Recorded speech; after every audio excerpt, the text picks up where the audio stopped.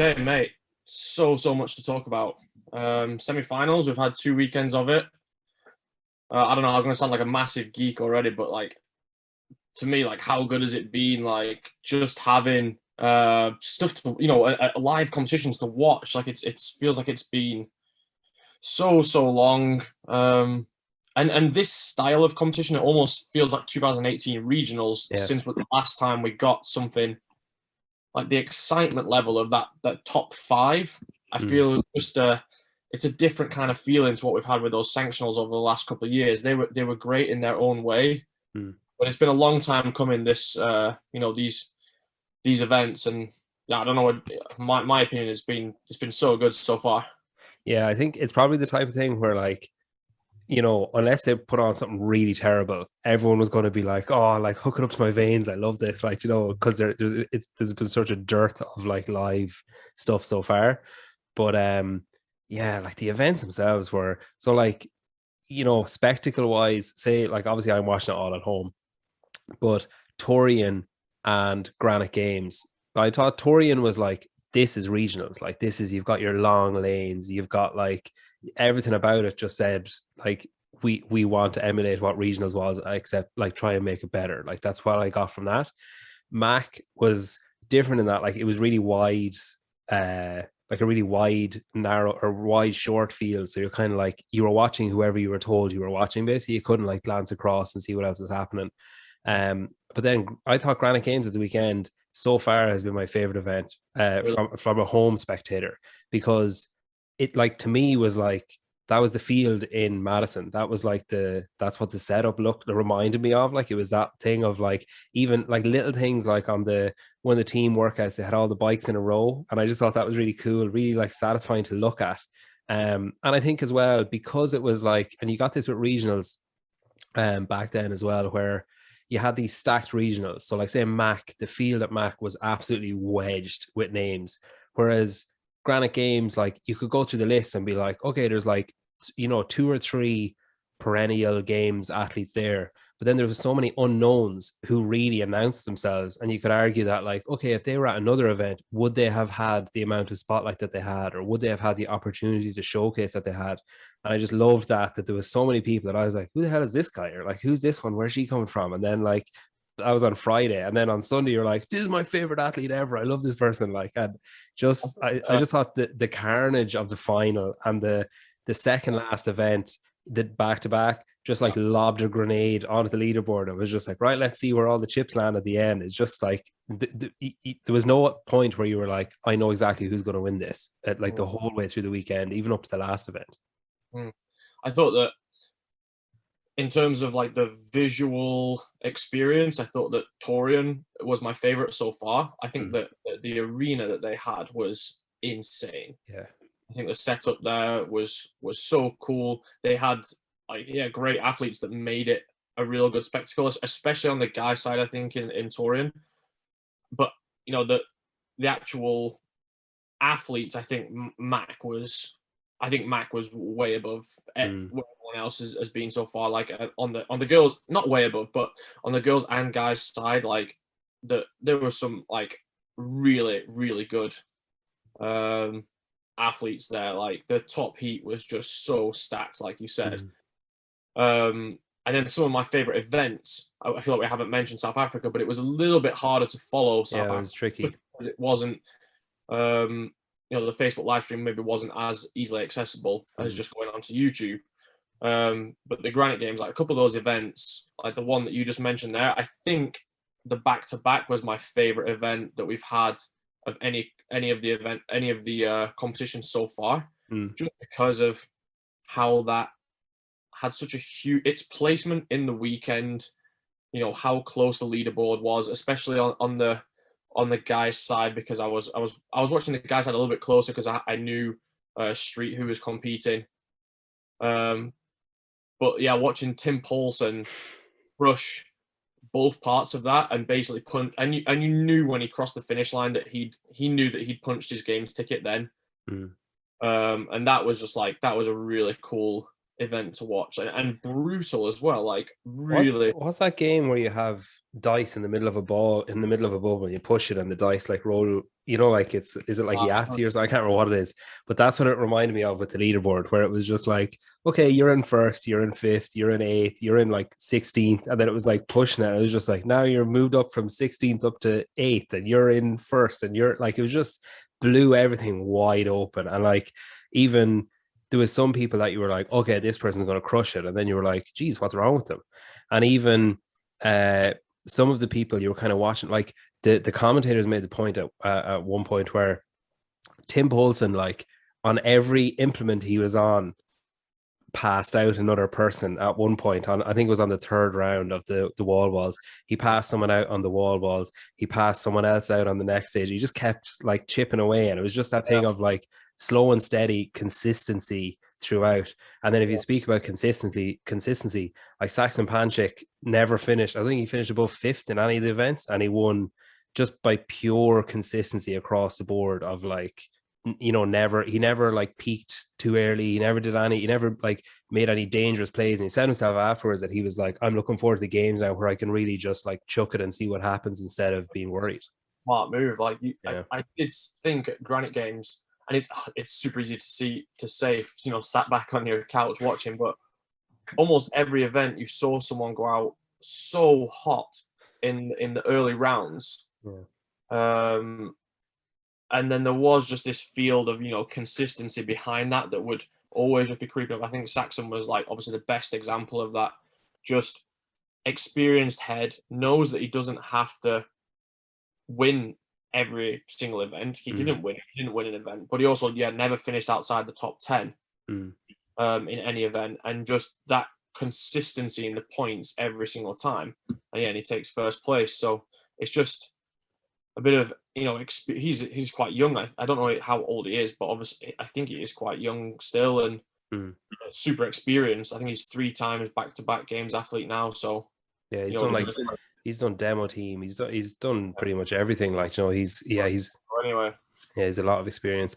Then even like on the women's side, like the 2 teenagers, like it was just incredible to watch, because like first couple of days you're looking at it going, okay, like snatch event, you're like, well, this isn't going to go well for them, and then you're like, oh, actually it went quite well, and then like the next day they like set the whole field on fire, and you're like, well, they're never going to be able to hang on to this, like it's just going to crumble. And like every turn you were waiting for them to just implode. And even when they had the setback, Mallory had a big setback on that back-to-back event, and you were like, oh well, that's like she's shit the bed here now, like that's it. And then finally she pulls it back again and shows just like ridiculous levels of composure for someone who has no business being that mature. But like I don't know, I agree with you on the fittest in Cape Town was like, it's one of the most frustrating things I've had, where I looked at all the times and I was like, amazing, I'm going to be able to watch every event in this. And then you're like going on, and for some reason I kept getting the same, if I missed a time, I kept getting the same was recorded live video. No matter what I did, I got the first event for the teams every time I went on.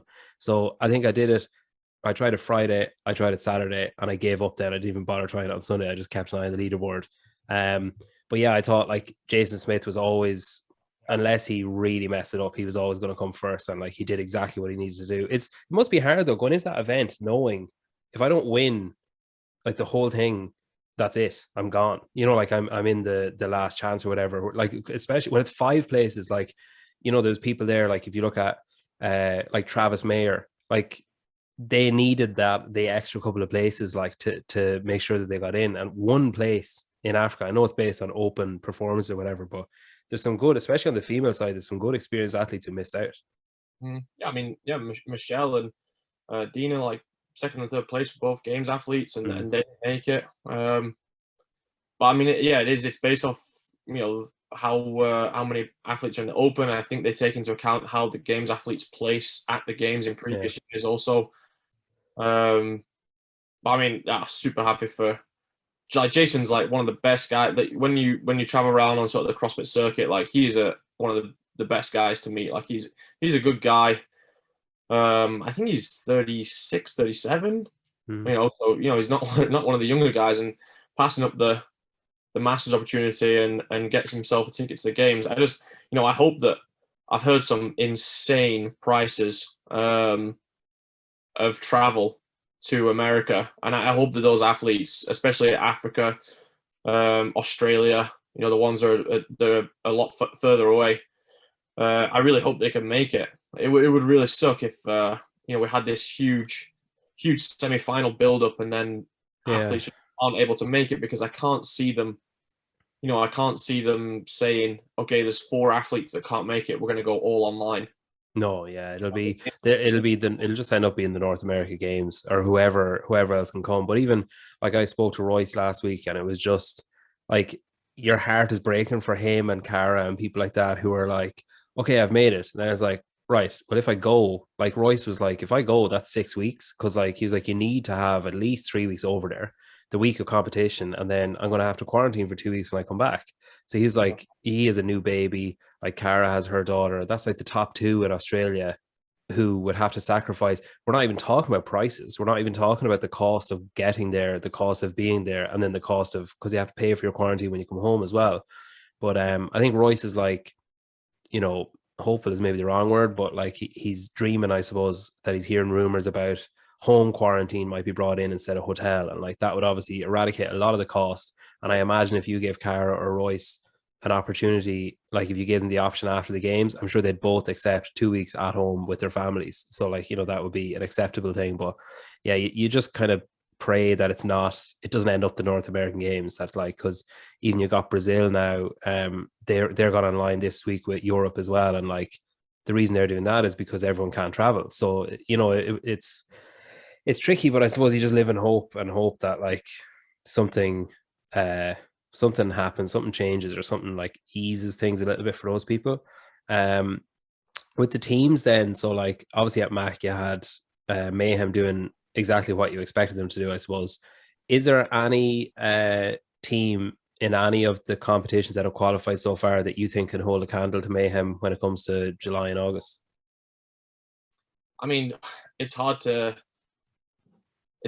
say so, isn't it? Like even if you just, I mean, you so the team in South Africa won all 7, I think, of their events. But you don't know how they will stack up. It Yeah. sounds like they're a fantastic team there, but it's hard to know how they will then stack up. But like when you think about that team of Mayhem, like the 2 girls that they brought in, are the girls that were on the team that has been trying to push Mayhem. The only team that has been pushing and challenging and even beating Mayhem in sanctional events.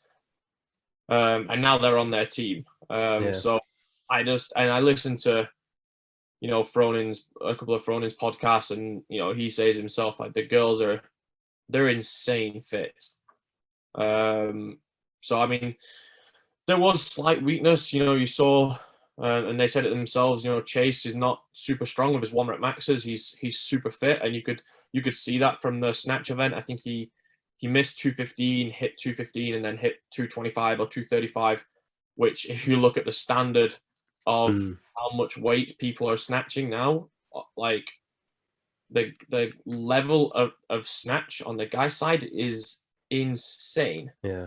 But that is one event where they might get exposed, but across a whole weekend of the games, I can't see anyone challenging the Mayhem team. But we still got 4 or 5 more semifinals to go. So I don't know. Like, Europe always put up some good teams as well to challenge. Yeah. It was really interesting to see, because I think there's a lot of unknowns coming out of Europe with the team side. So it'd be interesting to see where they stack up, and we still got West Coast Classic to go. And I'm Atlas as well, yeah. Invictus will have a team, I guess. Yeah. They usually push in. Yeah. So let's see. It's kind of like, it's interesting watching the European prep. Like, I can't help but think back to stage 1 last year and how frustrating it was to follow along with stage 1 as a fan, where you're like, when I saw the workouts being released on the .com or the games website, whatever, and you're looking at it thinking like, oh, it's due at noon on Friday. And then I was like, oh crap, wait a minute. This is what they did with stage 1. And like, you couldn't see anything. You didn't know what was going on. Like, you just saw the leaderboard every so often. And then the what would you call it? The results show was just like, here's a picture of someone snatching, and then this is how they did in that workout. It was like incredibly frustrating. So I assume by the way that they've released the workouts and the time frames and stuff, that it's going to be the same thing. It's going to be like, right, here's, the women's leaderboard updated, and this is what this person did. And, like, I suppose people had aspirations and hopes that it would change and it would be like invitationally kind of, but I suppose the logistics of that, like, you could argue they had a long time to sort it out. Like, they've had like 6 or 7 weeks knowing it's going to be online, but it's still, I think we're going to be left leaderboard watching basically for 3 days, and then, seeing clips on Sunday. It's always exciting on Sunday evening and Monday when you see athletes sharing their videos, or afternoon on Friday they'll put up all their videos, so that's good. But would you agree that that's the most likely appearance it's going to take? Yeah, I mean, I think it will be quite anticlimactic. One, it's, I wish they could get that experience of competing live, especially after we've had those 2 weeks and they've been so exciting. Those, the ones that do qualify, they will get that experience of going to the games, hopefully, and they will get that feeling then. But the feeling of actually qualifying in front of the crowd, your friends and competitors and family all are sort of around you there. That's quite, irreplaceable. Like, you can't really beat that. But I mean, they'll. I don't know how it's going to work. Like, how long the period will be.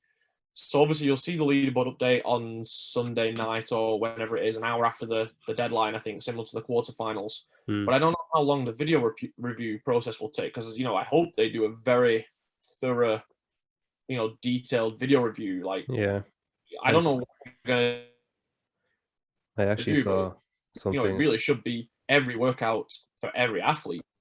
So it says here, game semi-final video review schedule for the functional fitness judges Instagram page. There's underscores between those words if you want to follow it. But it says 11th till the 13th, and then the 18th till the 20th. So they obviously think. Is that Monday to Wednesday? That is Friday to Sunday. So they're obviously reviewing them as they're getting them. Okay. I suppose when you think about it, there won't be that many videos. It's not like quarterfinals where there's a shit ton of people doing it. I mean, it's still 2 from each athlete, and however many athletes, 30 in the field, I guess, is it, or 40? 30. Yeah, but I guess they'll have American judges. They'll have judges all over the world ready. It's not like say quarterfinals, everyone was shared over the one weekend or whatever, whereas this will be a bit more shared out, I guess. Yeah, hopefully it's a very detailed process. I was a little bit shocked that, that you could just basically choose your own judge. Yeah. I really thought that they would do some sort of judge allocation, or similar to stage one, kind of. Yeah, I don't know. Like, I thought that they would do something like that. It's a lot of work, and it would cost CrossFit money, I guess, to make sure the judges were there. But I thought that it was going to go that way. But let's hope they would do a good review and the right people go to the games. The one thing that kind of, I was a little bit upset to see that the workouts were all the same, because, like, now you're going to have the situation where you have the 2 leaderboards. In Europe, you have German and Lowlands, and you could potentially have the situation where an athlete that finishes 6th, 7th, 8th could have been, 1st, 2nd, 3rd, 4th, 5th in the other leaderboard. And when it was regionals, like, you could say, yes, you could still say that, like, if I was in this region, I would have qualified. But you actually have to be in that region and do the workouts with the judges that are in that region, in the same weather conditions, like the same hotels and the same arenas and the same food that's available. Like, you actually have to be there and do it. Whereas now that whether you're on whichever leaderboard you're on, your circumstances are exactly the same. It's just what leaderboard you're on. Yeah. So, I hope we don't have a situation where it would just be heartbreaking for someone to finish, 6th and be like, okay, my scores were good enough for 3rd or 4th in the other region. And there's a pretty real chance that you could have that. But it's a shame that it's not different workouts, so you don't have that sort of, But if there was different workouts, do you not think that would would you not just end up with, say, we'll just take an athlete who's in lowlands and the workouts don't suit them as well as the ones in Germany, and then they'd be like, oh, if they were the same, I would have done, like, would that not open up another argument, kind of? Yes. Yeah, you can argue it that way. Yeah, I will. um, I mean, does workouts though, the workouts are, I mean, that is some like spicy programming if you want a typical CrossFit slang if you want to go that way. yeah, I Uh, suppose the first one, like, so Friendly Fran, you'd imagine by now everyone that has qualified has done that workout. Like, either they did it last year when it was on, or they did it, like, had to do it last year when it was on, or they did it because they were like, oh, screw it, I'll have a go at that and see what it's like. yeah. Plus, they'll have the benefit of seeing other people's times and that kind of stuff. Still a CrossFit Games workout, and we talked about this on an earlier podcast. Like, I love how Dave Castro, I think it is Dave Castro that's done this program. Yeah. It is, and I feel like the whole programming in general is a bit of a statement. Like, this is what I believe needs to get you to the CrossFit Games, and I think it is sort of leveled up from the other programming. But I love how he programs something for the games, and then okay, the next year, this is how you get to the games. Like, Yeah. immediately, expected of you at a lower qualifying level the next year. Yeah. And people need to pay attention to that and be ready for that sort of thing. Like, when you see things at the games, it's likely that it will come up at a, you've had things then come up at a semi-final or quarter-final or even open. It might not come in the open the year after, but eventually it will. Yeah. Like, even if you look at the 3-rep max in the stage 1 last year or whatever in front squat, or was it 1-rep max last year in front squat? Went to 4-rep max. Yeah, this year, like, stuff like that. But like, Jesus, when I of all the workouts, the second one is like ridiculous. Like, you look at that on paper and you're just like, I wouldn't do that with 12-kilo dumbbell. Like 50 dumbbell shoulder to overhead after doing Fran, like Friendly Fran, the shoulder to overhead, 50 dumbbell deadlifts, GHD sit-ups, as if you weren't familiar enough with them from quarterfinals, and then 100 single arm dumbbell overhead squats. So that's going to expose a lot of people who are like, maybe just like skirting through on when it comes to mobility and stuff. And then you've still got to go back up. Thing. Like, I hope you need to, like, I think if they do a good video review, it will be a movement that will get heavily penalized, because when you look at people that don't quite have the mobility for it, they're usually sort of pushing their knees really far forward. That actually stops, they're not actually going below parallel. They're as low as they can possibly go. Yeah. But they're just kind of pushing their knees as far forward as you can go, and a lot of sort of rotation. So one hip might be kind of below parallel, but not both. Yeah. And I think that it's one of those things that I've seen so many people getting reps for, just because it's as low as that person can go, but they're not actually below parallel. Like, it would get a no rep if you were doing a wall ball and squatting to that depth. Yeah. I think, like, making sure you've got a really good camera angle, not to try and cheat in that way. I mean, like, to show I am below parallel, like, so you don't risk getting, when you're looking at it on a camera, those sort of movements, and you can slow it down, and it always looks worse on camera.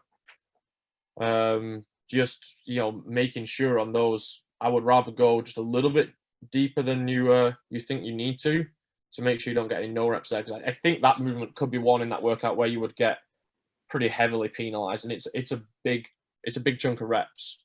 Yeah, I'm just looking at the teams. I'm actually really pleased with the teams. Like, there's a nice mix of synchro, like male pair, female pair, then like a like a relay almost.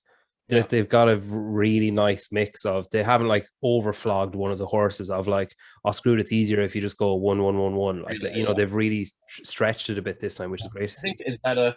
The team programming, I think, is much better in the semifinals than it was in the quarterfinals. I think that it's just they have their first event, which is all 4-person synchro. Like, that's gonna, like, 4-person synchro chest bars is tough, and that will definitely expose teams. I think the event 3 is some of the most sort of, that's a real statement. That's aggressive programming, 60 ring muscle ups in a workout. Like, that is that is a big level up. Like if you got a workout program for you at an event, a 21:59 of ring muscle ups, you would think that that is a high volume of muscle ups, and we had that in 2017. Yeah. Big separator. And then to go to 30-20-10, I feel like that is a statement from. I like it when they do programming that is like, this is how good you need to be to get to the games. Like you can't look at a workout with 60 ring muscle ups and be like, I can't do it. Like your tolerance to gymnastics has to be at that level now. Like you got chest to bar pull ups, you got ring muscle ups, you got legless rope climbs for the first time in a qualifier in an online setting. They've really ticked so many of the boxes because like obviously they can't expect everyone to have a worm, but like the synchro thrusters will give some kind of element of that kind of teamwork that's required. But like you say, they've hit like everything is being ticked there. It's like if you were at a live competition, barring maybe the worm, everything that you'd use here is what you would use if you were doing it. Like you've got your synchronized work, you've got your individual like relay, you've got your pairs, you've got your legless rope lines, like stuff like that has never been programmed for like at home stuff. So it is they're definitely upped the ante a little bit. After you saw the workouts being announced, was there any of them that you were like, you mentioned that the overhead squat there might be a potential red herring for people or a banana skin, I suppose. Is there any does any athlete spring to mind or any team spring to mind when you see the workouts, think, oh, that person's going to do a lot better than I thought they would, or oh, that person might struggle a bit more than I thought they would? I don't know about individual. I think in Europe you will have two or three out of the five. I think you'll have two or three of the sort of the names you would expect to be there because of these tests. Like it's a broad test, and there's a lot of high skill work, but also got a decent amount of heavy, and you're going long a few times. Like you've got to be fit, and you've got two, let's say sprint workouts. So I think it is a very good test. So I think like your names like Adrian Munweiler, who potentially has not done amazing in online stuff before, I think he will be able to, make a bit of a statement in this. And he was someone that you would expect at a live event. He's going to be top 5 in Europe. I would expect to see him there. Jonakoski, Jörgvin. But, it's exciting. I think there's going to be, this is on the boys' side, of course, and the same thing on the girls, like the names that you expect to be there, I think will be there. But I think there will be in Europe on the guys and girls some rookies this year, which will be really great. It's always great when that happens. Like I'm excited to see. I think Reggie Faza is someone I'm super excited. You did podcasted with him recently, yeah, he's right? a cool guy, yeah. Super excited to see. I follow those guys and follow him, and like it looks like, that he won the quarterfinals. So he obviously, not afraid of the online. He's not afraid. It looks like the type of guy that's not afraid to absolutely sort of send it, which he needs to do on a couple of these workouts. Yeah, I don't know if he'd be able to send it on I think there's two 25-minute cap ones. He strikes me the type that'll try and send it on that anyway. But yeah, he's someone I'd love to see do well. And I think he's like ridiculously strong, but he has a serious set of lungs on him. Like he won't stop, and he'll go. He'd lose a rowing event, right? He won that. He'd run through a wall for Steve as well. So like if Steve tells him what to do, he'll just put his head down and do it. So and I think he's got a great setup there with JST. I think that I would really like to see Andre Hude qualify. I know him from Dubai, and he's been sort of chipping away for the last 3 or 4 years. And yeah, looking at him on Instagram and how he performed in the quarterfinals, he looks like he is in insane shape, really good at gymnastics. I think a lot of these sort of wheelhouse for him. I would see Sam Stewart qualify. See, the thing about it as well, like Sam and PD, when you go back to 2018, they were like younger, maybe more naive, maybe like less experienced, had less like time under their belt or whatever. They've both since gotten fitter, faster, stronger, and had more experience. Sam's had a hell of a lot of experience from all the sanctions he did, and like a lot in sanctionals, right? Yeah, and like that's gonna stand them. Like neither of them did particularly well like in sanctionals. Like but they gained a lot of experience. Like Petey didn't he didn't even realize he qualified for Miami when he qualified. But he like Sam has gained a lot, and he always talks about that wealth of experience that comes from that. And obviously it's not the same, like he's not going to get to showcase it in an in-person event this time. Hopefully like later on in the summer he will. But if you even think he has him and Jamie are both doing the same workouts in their gym for two different leaderboards. That's huge to have that. Yeah, I think it's that a real big benefit. I think competition without actually needing to hide anything from each other or like be worried about each other. That's great. Yeah, like, and then on the women's side, then like Emma, like I'd put my. Well, I probably wouldn't put my house in it just in case, but I'd put a lot of money on her finishing first. I really think that she has a big finish in her. Yeah, Emma's in the Lowlands leaderboard. Like, that's a tough leaderboard. The women, like the women on both sides, but Yeah, I think the women, yeah, they're both super tough. That Lowland side, yeah, I also wouldn't be surprised. Like Emma, like she's got like the skills for those. But I think those type of workouts are usually more of a separator on the female side than they are on the male side. Like something with 60 ring muscle ups. I don't know. I can't remember the rep scheme on the legless rope climbs. 10 plus legless rope climbs, loads of handstand walk. It'd be super interesting to see how Annie does. Yeah, it's a big step up from.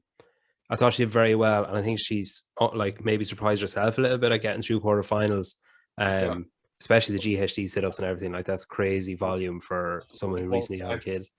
That would be amazing. And then it'd be great to see Laura Horvath. Yeah. She's had a few up and down kind of years since she sort of hit the stage when she podiumed at the games. But she looks like she's in great shape right now. Yeah. Like the whole squad that's training out there in Mallorca. Yeah, they've got a nice little team there. Jacqueline Dahlstrom. And then you're not even talking about like Katrin like competing out of Boston.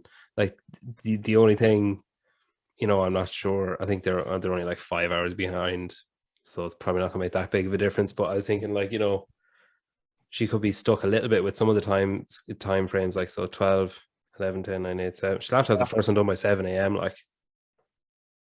Yeah. So. No, it's the opposite way, isn't it? Oh yeah, she has more time.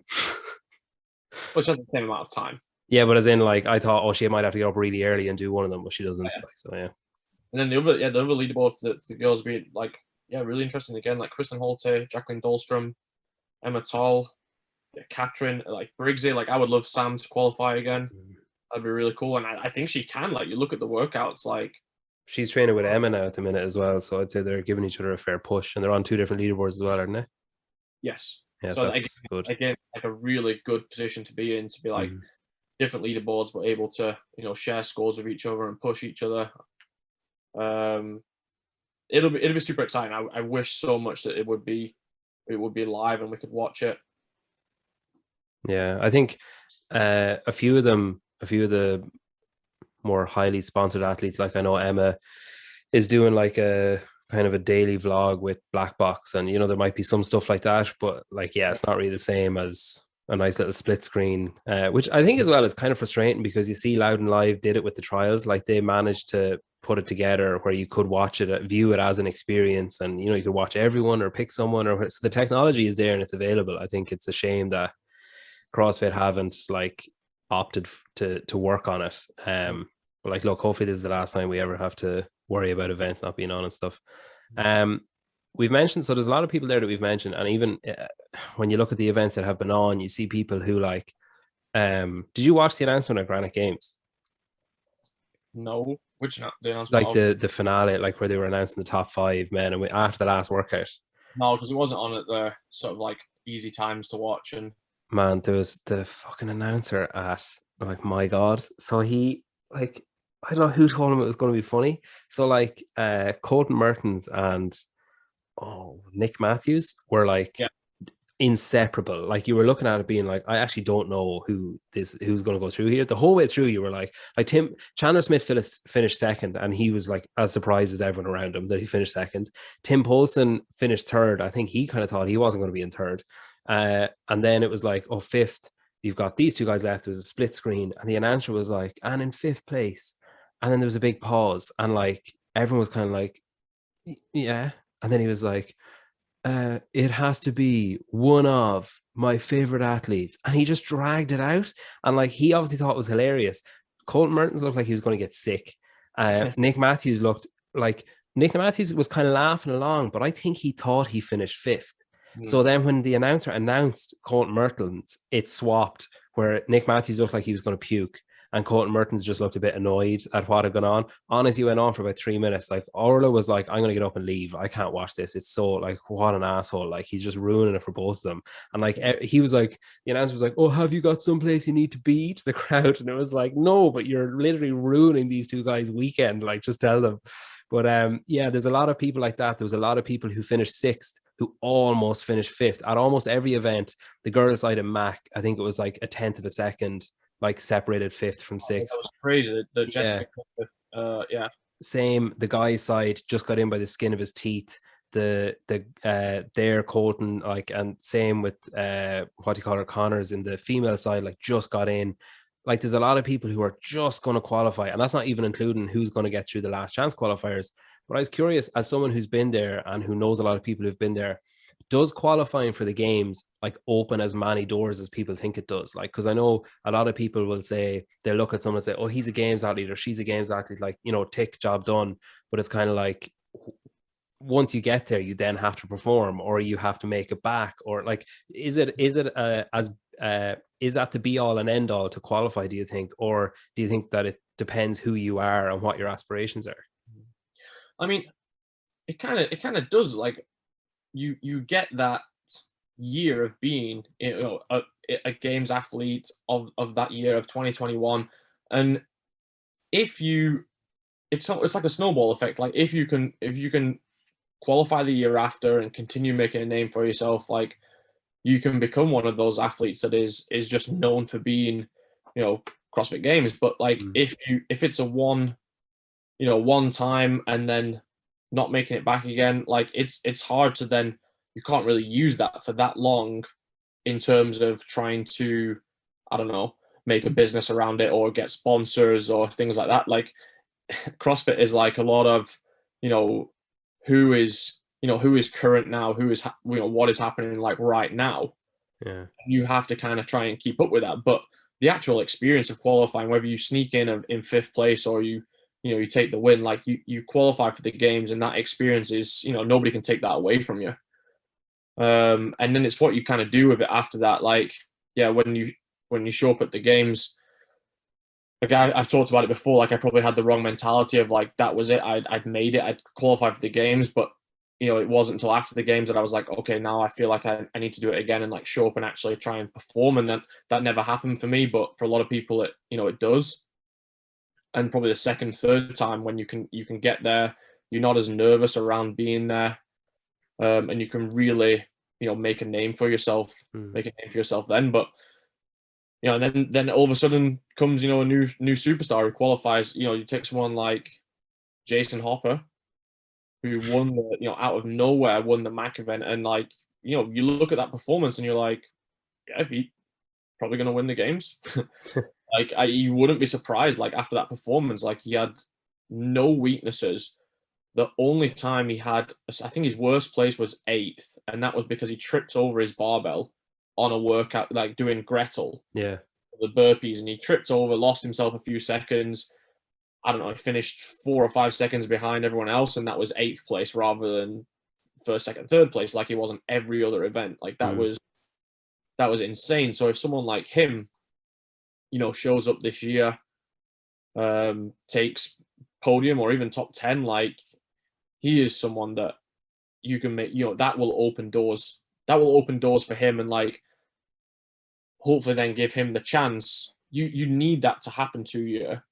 Sponsors to jump on board quickly and see that potential, if sponsors jump on, see that potential, and gives you the chance to train more, work less, earn enough money to support that lifestyle, that's how you become the next level of games athlete that's there every single year. Like if you go and then you can't quite get that sort of backing and sponsorship, and then you can't put the dedication into it, then it's very tough to hang with those guys and make it there every single year. Do you think I was talking to two guys that do media, the crispy dudes, which I assume has to be tongue in cheek against the buttery post, but anyway, but they were Actually, like we met them in Australia, like they're really cool guys. Good content. But they made a point when I was talking to them about how, so Jay Crouch, I'm just looking here, he's on 13,000 followers. He got 10,000 followers just, I think, like the week before, 2 weeks before Torian. He qualified for stage 1 last year. Jason Hopper on the Friday of Mac was on 3,112 followers, and now he's on 20,000. Yeah. And like, there's a disparity there where I think Jay is currently on 13,000 and is probably, as good as, or could hold his own in a heat with Hopper anyway, and Medeiros. Like, if the workouts were fairly balanced and stuff, the three of them will be thereabouts with each other. But like, there does seem to be a thing of like, oh, if you're American and if you're like, getting Sean Woodland's calling out your name, and if that there is a kind of a chasm there between, like, look at Reggie. I don't actually think Reggie even has 10,000 followers yet, or he just does. He's just over it. And like, he was making a joke himself about how, like, sponsors are asking, and he's like, oh, sure, I don't know, I only have like 60 followers or whatever. Like, there's a gap where, he wins the quarterfinals, Jay wins the quarterfinals in Oceania, and they can't hold a candle to these other guys with their social media after a weekend. Like, it's crazy really how sponsors and stuff and like people just flock towards, because it's an American sport, I guess, at its core. Yeah, and I mean, there's more opportunities for sponsorship there because of that, I think. But I mean, maybe it's because I don't know if the brands in America are more worldwide brands, so it's it's more beneficial for the brands to sponsor those American. Maybe you get sponsored by an Australian brand, but they don't. Yeah, they're for Australians, really. Like, it's Australian, so he has a huge name in Australia, probably. Yeah, I'm still waiting for my again faster Brandon Swan supporters t-shirt to come from before Torian. So I suppose I'll just turn that into a cloth for cleaning windows or something now. I mean, it definitely looks like it is tougher for outside of America, like European. But it's getting bigger. It's getting bigger. It's getting better. The stuff in Europe, the sponsorships in Europe are definitely getting there and getting bigger. Yeah. To the point where, I would love in sponsor athletes to be able to, come and be investors, and, help athletes live that lifestyle for the time that they want to, try and qualify for the games. But it's a long process, and as a business, I'm just not quite there yet. But it's a growing thing. There's definitely brands like Nocco. It's a huge brand out of Sweden that is doing a lot to sponsor athletes. There's other brands popping up as well. So hopefully that does help in the next few years, because I think you will have more very serious games contenders coming out of Europe. I mean, you've had it on the girls' side for a very long time. It's always been European. Always had really good representation at the games, and the guys' side is getting much better. Yeah, we can make a list on the next episode. We'll make a list out of who qualifies and who should sponsor them and how much they should give them. That'll be our next episode. Cool. Well, look, we'll leave it there. We wait with bated breath over the next, I suppose, 3 days, what's going to come out and what's going to shake out. Hopefully there's good coverage, and hopefully if something as ridiculous as the double header event at Granite happens, we get good solid coverage of it, so we can all be on the edge of our seats instead of like looking at a leaderboard and be like, oh, that person finished 2 seconds ahead of that person. So hopefully it's a bit more engaging than that. So yeah, we'll see what happens, I guess. Yeah, it's gonna be an exciting weekend. Looking forward to seeing the results.